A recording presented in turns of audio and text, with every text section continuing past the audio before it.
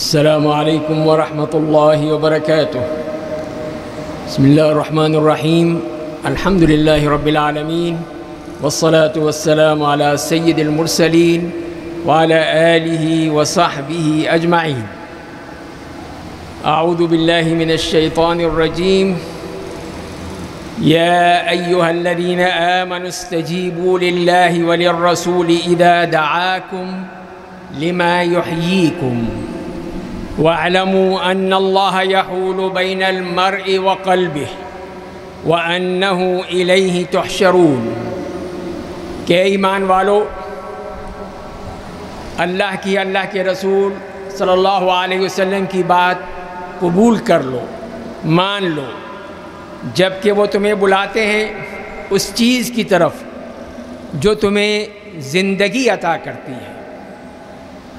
تو یہ اس آیت میں جو کہ ہمیں حکم دیا گیا ہے کہ ہم اللہ تعالیٰ کے احکام، اللہ کے رسول صلی اللہ علیہ وسلم کے احکام کو قبول کریں، ان کی بات کو مانیں اور انتظار نہ کریں کہ بعد میں دیکھی جائے گی، جب مرنے لگیں گے اس وقت کر لیں گے، ابھی تو ہمیں عیاشیاں کرنے دو۔ تو یہ اس آیت کے بالکل منافی ہے۔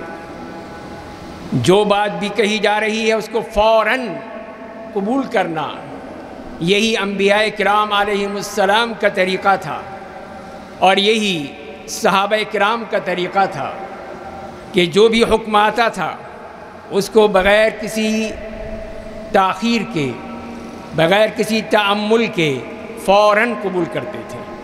اور یہی ایک مومن کی شان یہی ہے کہ جو بھی اللہ کا حکم آئے اس کو فوراً قبول کر لے۔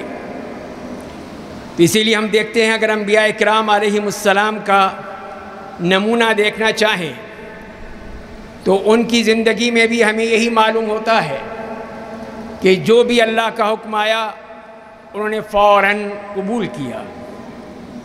اس میں مثال دیکھیے سیدنا نوح علیہ السلام کی، جب عذاب آیا، سیلاب آیا، سب غرق ہو گئے، ان کا بیٹا بھی جو کہ مسلمان نہیں ہوا تھا، کافر تھا، تو اس کے ڈوبنے کا بھی خطرہ تھا، تو انہوں نے چاہا کہ کسی طرح ان کا بیٹا بچ جائے، لیکن اللہ کی طرف سے فیصلہ آ گیا۔ وَنَادَى نُوحٌ رَبَّهُ فَقَالَ رَبِّ إِنَّ ابْنِي مِنْ أَهْلِي وَإِنَّ وَعْدَكَ الْحَقُّ وَأَنْتَ أَحْكَمُ الْحَاكِمِينَ۔ تو نوح علیہ السلام نے اپنے رب کو پکارا کہ اے میرے رب، میرا بیٹا تو میرے خاندان میں سے ہے اور تیرا وعدہ سچا ہے اور تو ہی بہترین فیصلہ کرنے والوں میں سے ہے۔ تو کیا جواب ملا؟ قال یا نوح انه ليس من اهلك انه عمل غیر صالح فلا تسألني ما ليس لك به علم انی اعظك ان تكون من الجاہلین۔ تو ارشاد باری تعالیٰ ہوا کہ اے نوح، یہ تمہارے خاندان میں سے نہیں ہے، اس کا عمل نیک نہیں ہے، وہ تو مسلمان بھی نہیں ہوا، تو وہ کیسے تمہارے خاندان میں سے ہو سکتا ہے؟ تو لہذا جس کا تمہیں علم نہیں ہے تو مجھ سے مت سوال کرو، مجھ سے مت پوچھو، میں تمہیں یہی نصیحت کرتا ہوں کہ تم جاہلوں میں سے نہ ہو جاؤ۔ تو فوراً نوح علیہ السلام اللہ کی بات کو قبول کرتے ہیں، اللہ کے فیصلے کو قبول کرتے ہیں۔ قال رب انی اعوذ بک ان اسألک ما لیس لی به علم وإلا تغفر لی وترحمنی اکن من الخاسرین۔ انہوں نے کہا کہ اے میرے رب، میں تجھ سے یہ پناہ مانگتا ہوں کہ میں تجھ سے وہ سوال کروں جس کا مجھے علم نہیں ہے، اگر تجھے مجھے معاف نہیں کرے گا یا رحمت مجھ پر نہیں کرے گا تو میں خسارہ پانے والوں میں سے ہو جاؤں گا۔ تو یہ نوح علیہ السلام کا نمونہ دیکھیے کہ جیسے ہی اللہ کی طرف سے حکم ہوا فوراً اس کو قبول کیا اور اس کے مطابق اپنا سر اللہ کے سامنے جھکا دیا۔ یہی چیز دیکھتے ہیں ابراہیم علیہ السلام کی سیرت میں کہ جب ان کو حکم ہوا کہ اپنی بیوی سیدہ ہاجرہ اور ان کے بیٹے اسماعیل کو مکے کی اس بے آب و گیاہ وادی میں چھوڑ آؤ جہاں کوئی نہ پانی کا قطرہ ہے، نہ درخت کا کوئی پتا ہے، کوئی چیز نہیں ہے وہاں پر۔ تو انہوں نے یہ نہیں کہا کہ وہاں کیا ہے، وہاں میرے بچے تو بھوکے مر جائیں گے، نہیں، فوراً تیار ہو گئے اللہ کا حکم نافذ کرنے کے لیے، اور وہاں پہنچ کر اپنی بیوی کو بھی اور بچے کو وہیں اسی جگہ چھوڑ دیا۔ بیوی پکارتی ہے، سیدہ ہاجرہ بار بار آوازیں دیتی ہیں، اے ابراہیم تم ہمیں کہاں چھوڑ کر جا رہے ہو؟ کوئی جواب نہیں دیتے، چلے جا رہے ہیں، کوئی جواب نہیں ہے، وہ پوچھ رہی ہیں، آوازیں دے رہی ہیں، پھر آخر کہتی ہیں کیا اللہ نے حکم دیا ہے؟ کہا کہ ہاں اللہ نے حکم دیا ہے۔ تو پھر دیکھیے کہ یہ صبر و رضا کا پیکر یہ سیدہ ہاجر کہتی ہیں کہ پھر کوئی مسئلہ نہیں ہے، اللہ ہمیں ضائع نہیں کرے گا۔ یہ ہے وہ ایمان، یہ ہے اللہ پہ یقین، اللہ کے وعدے پر پکا یقین کہ اللہ ہمیں ضائع نہیں کرے گا۔ تو یہی وہ چیز ہے جو کہ ہمیں انبیاء کرام علیہم السلام میں ملتی ہے، اور جب اس سے آگے بھی ایک اور آزمائش بھی آ رہی ہے۔ تو یہی اسماعیل جب بڑے ہوتے ہیں تو ابراہیم علیہ السلام خواب میں دیکھتے ہیں کہ اپنے بیٹے کو ذبح کر رہے ہیں۔ اس وقت بھی یہ نہیں کہا کہ اللہ کیسے میں اپنے بیٹے کو ذبح کر دوں، نہیں، بلکہ بیٹے سے کہا کہ اللہ تعالیٰ نے یہ مجھے حکم دیا ہے، خواب میں نے دیکھا ہے، اور انبیاء کرام کے خواب بھی وہی ہوتے ہیں۔ تو بیٹا بھی کون تھا؟ یہ ابراہیم کا بیٹا اسماعیل۔ اس نے بھی یہ کہا کہ یا ابت افعل ما تؤمر، اے ابا جان جو آپ کو کہا جا رہا ہے کر ڈالیے۔ باپ بیٹا دونوں تیار، اپنے رب کی رضا میں، اپنے رب کے حکم کے پابند، فوراً قبول کیا، اور پھر بیٹے کو پچھاڑ کے اس کے سینے پہ، اس کے گلے پہ چھری رکھ دی۔ اللہ تعالیٰ نے ان کی یہ قربانی قبول فرما لی۔ تو یہی دیکھ لیجئے کہ یہ سب فرمایا کہ فلما بلغ معه السعي قال يا بني إني أرى في المنام أني أذبحك فانظر ماذا ترى قال يا أبت افعل ما تؤمر ستجدني إن شاء الله من الصابرين فلما أسلما وتله للجبين وناديناه أن يا إبراهيم قد صدقت الرؤيا إنا كذلك نجزي المحسنين إن هذا لهو البلاء المبين وفديناه بذبح عظيم۔ آگے چلیے موسیٰ علیہ السلام کو بھی دیکھ لیجئے کہ جب اللہ تعالیٰ نے ان سے وعدہ کیا تھا کہ وہ جبل طور پر آئیں گے اپنی قوم کے 70 لوگوں کو لے کر، تو انہوں نے اپنی قوم کو تو کہا تم آؤ، اور خود پہلے پہنچ گئے۔ تو اللہ تعالیٰ نے فرمایا کہ وَمَا أَعْجَلَكَ عَنْ قَوْمِكَ يَا مُوسَى قَالَ هُمْ أُولَئِي عَلَىٰ أَثَرِي وَعَجِلْتُ إِلَيْكَ رَبِّ لِتَرْضَىٰ۔ تو موسیٰ علیہ السلام فرماتے ہیں کہ اللہ نے ان سے مخاطب ہو کے فرمایا اے موسیٰ تمہیں جلدی کس بات کی تھی، اپنی قوم کو چھوڑ کے چلے آئے۔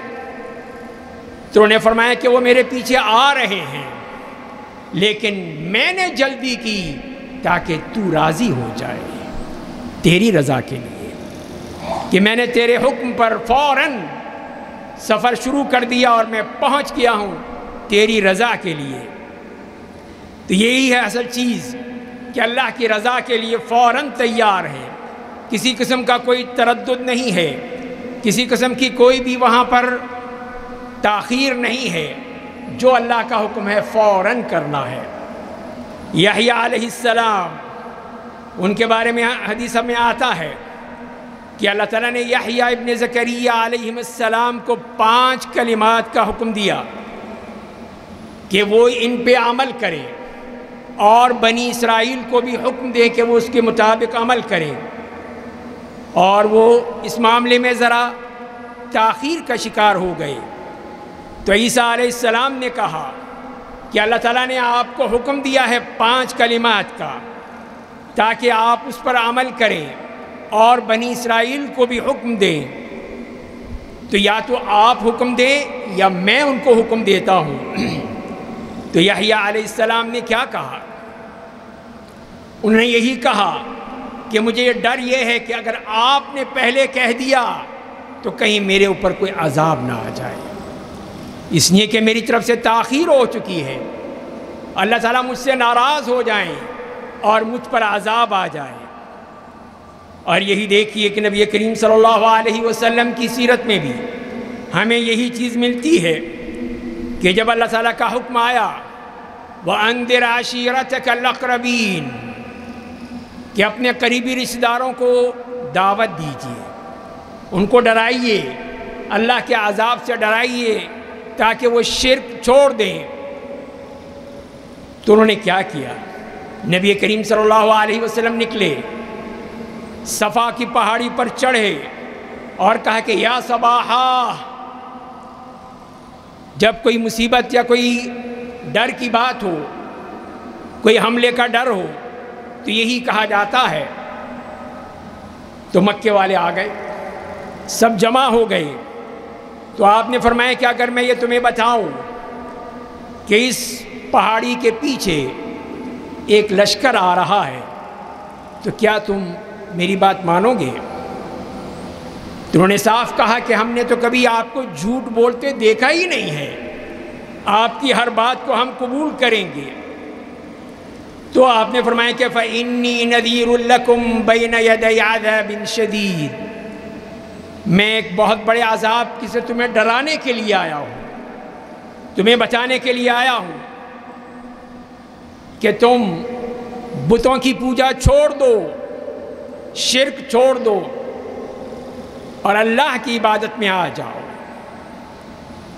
ورنہ تمہارے لیے سخت عذاب کی وعید ہے۔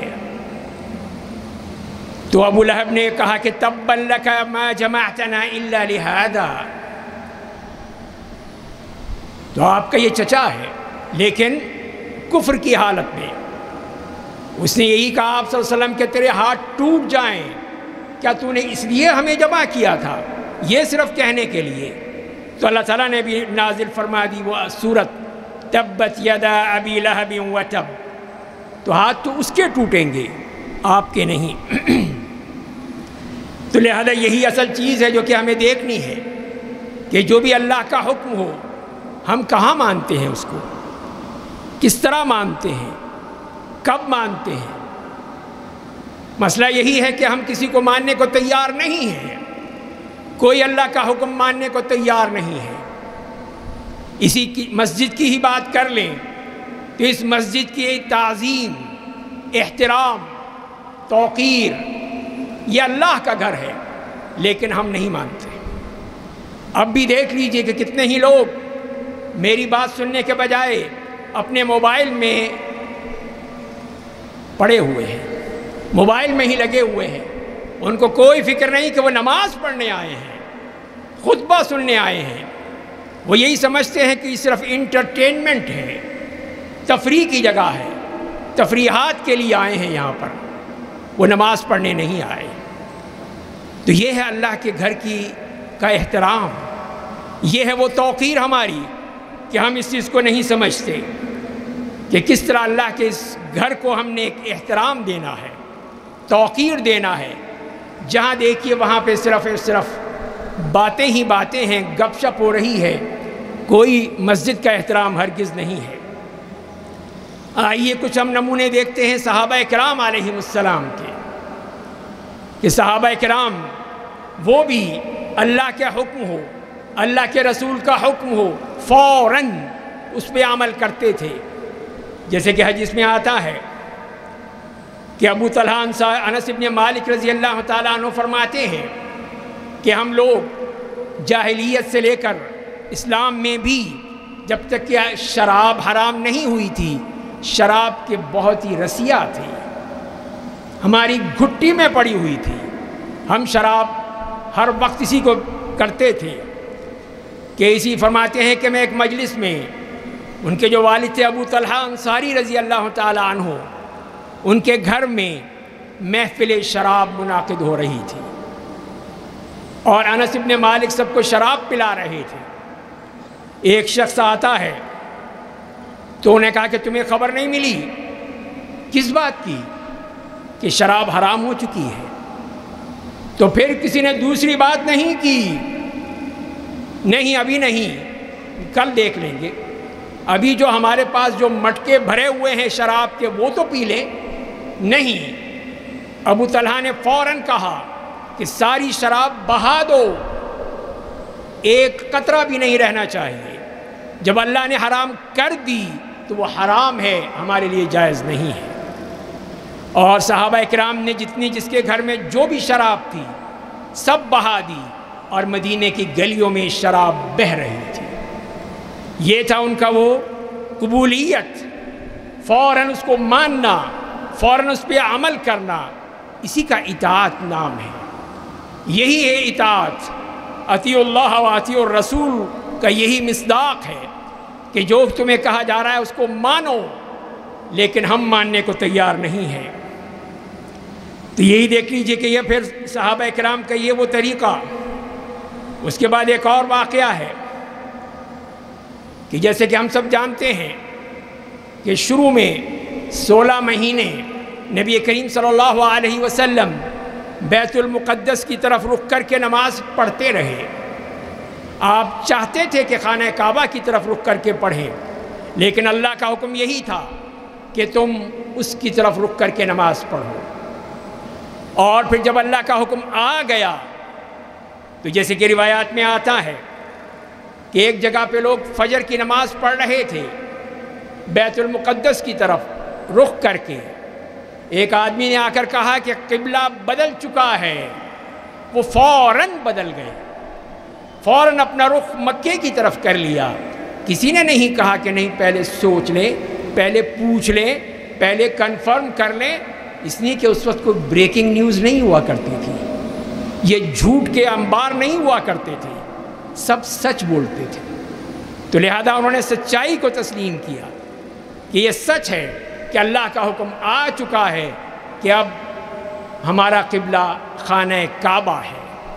تو تمام صحابہ اکرام نے جہاں تھے، جب تھے، جیسے تھے، فوراً اپنا رخ خانہ کعبہ کی طرف کر لیا۔ تو یہ بھی اسی بات کی دلیل ہے کہ جب اللہ کا حکم آ گیا، قد نرى تقلب وجهك في السماء فلنولينك قبلة ترضاها فول وجهك شطر المسجد الحرام۔ اللہ کا حکم آ گیا کہ آپ اپنا رخ اب مسجد الحرام کی طرف موڑ لیجئے، تو صحابہ اکرام نے فوراً اپنا رخ خانہ کعبہ کی طرف کر لیا۔ اسی طرح ایک اور واقعہ بھی دیکھ لیجئے کہ جب سیدہ عائشہ رضی اللہ تعالی عنہا پر منافقین نے تہمت لگائی اور ان کے بارے میں طرح طرح کی باتیں کی، ایسی پاک باز خاتون جو نبی کریم صلی اللہ علیہ وسلم کی زوجہ مطہرہ ہے، اس کے بارے میں، اور اس کے بارے میں جب یہ بھی پتہ چلا سیدنا ابو بکر صدیق کو کہ کچھ لوگ ان میں سے جو ان کے بہت ہی قریبی عزیز ہیں، جن کی وہ مالی مدد بھی کرتے ہیں، وہ بھی اس میں شامل ہو گئے، تو سیدنا ابو بکر نے کہا کہ اب میں اس کو یہ مدد نہیں کروں گا، اس کے ساتھ کوئی تعاون نہیں کروں گا، اس شخص کے ساتھ، مصطح ابن اثاثہ جس کا نام تھا۔ لیکن اللہ تعالیٰ کی طرف سے حکم آ گیا، وَلَا يَأْتَلِ أُولُو الْفَضْلِ مِنْكُمْ وَالسَّعَةِ أَنْ يُؤْتُوا أُولِي الْقُرْبَى وَالْمَسَاكِينَ وَالْمُهَاجِرِينَ فِي سَبِيلِ اللَّهِ وَلْيَعْفُوا وَلْيَصْفَحُوا أَلَا تُحِبُّونَ أَنْ يَغْفِرَ اللَّهُ لَكُمْ وَاللَّهُ غَفُورٌ رَحِيمٌ۔ تو یہی ابو بکر تھے، فوراً کہتے ہیں بلا واللہ انی احب اللہ ان یغفر اللہ لی، کیوں نہیں، میں تو یہ چاہتا ہوں کہ اللہ میری مغفرت فرما دے۔ تو انہوں نے پھر فوراً اپنا وہ تعاون دوبارہ پھر شروع کر دیا، مصطح کو دینا شروع کر دیا۔ اس سے بھی معلوم ہوتا ہے کہ وہ انہوں نے کوئی تردد نہیں کیا کہ ان کی ایک پاک باز بیٹی پہ تہمت لگائی گئی ہے، لیکن جب اللہ کا حکم آ گیا پھر اور کوئی چیز نہیں دیکھی جائے گی کہ ان کی غیرت کیا ہے، ان کی حمیت کیا ہے، نہیں، تم نے اللہ کی بات ماننی ہے۔ اللہ کی بات مان کر اس پہ فوراً عمل کیا ہے۔ اسی طرح معقل ابن یسار رضی اللہ تعالیٰ عنہ کی بات سن لیجئے کہ انہوں نے اپنی بہن کی شادی کی ایک شخص سے، اور اس نے کچھ عرصے کے بعد ہی اس کو طلاق دے دی، رجوع بھی نہیں کیا، یہاں تک کہ عدت گزر گئی۔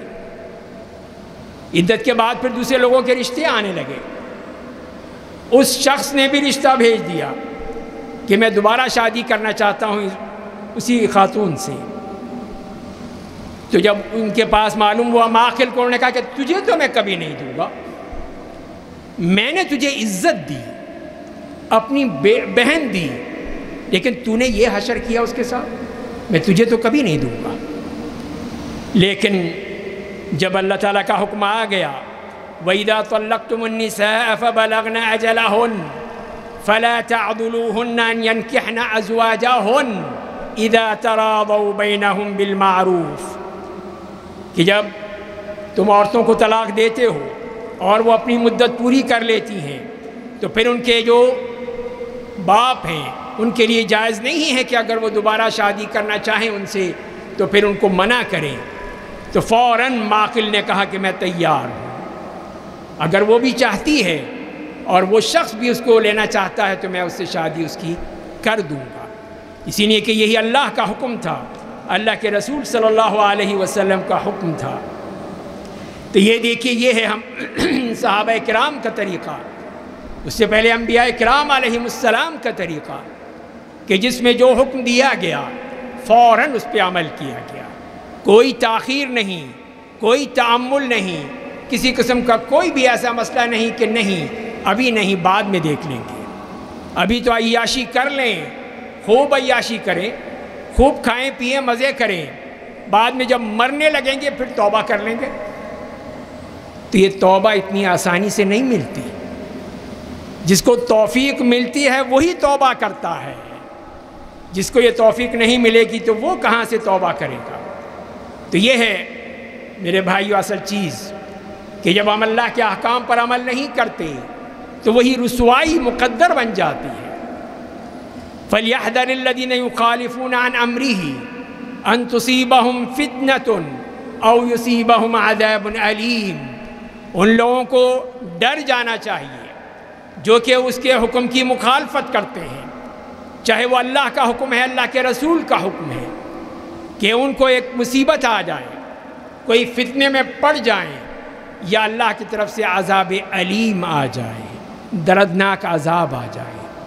تو یہ ہے وہ حکم جو ہمیں اللہ نے دیا ہے، اللہ کی کتاب میں بارہا بیان کیا گیا ہے، اللہ کے رسول صلی اللہ علیہ وسلم نے اس کی تاکید فرمائی، صحابہ کرام نے کر کے دکھایا۔ تو یہی وہ چیز ہے کہ اگر ہم اس کے اوپر چلیں گے، مانیں گے، عمل کریں گے اور اسی طرح قبول کریں گے، تبھی تو ہمارے لیے سرفرازی ہے، ہمارے لیے کامیابی ہے، اللہ بھی خوش ہوگا، اللہ کے رسول بھی خوش ہوں گے۔ لیکن اگر ہم یہ نہیں کریں گے تو پھر آپ نے سن لیا ہے کہ پھر بہت سخت وعید ہے ایسے لوگوں کی جو کہ اللہ اور اس کے رسول کے حکم کو کبھی نہیں ماننے کو تیار ہوتے، بلکہ فوراً اس کا انکار کرنے پہ تل جاتے ہیں۔ اللہ تعالی ہمیں سمجھنے اور عمل کرنے کی توفیق عطا فرمائے۔ وآخر دعوانا ان الحمد للہ رب العالمین۔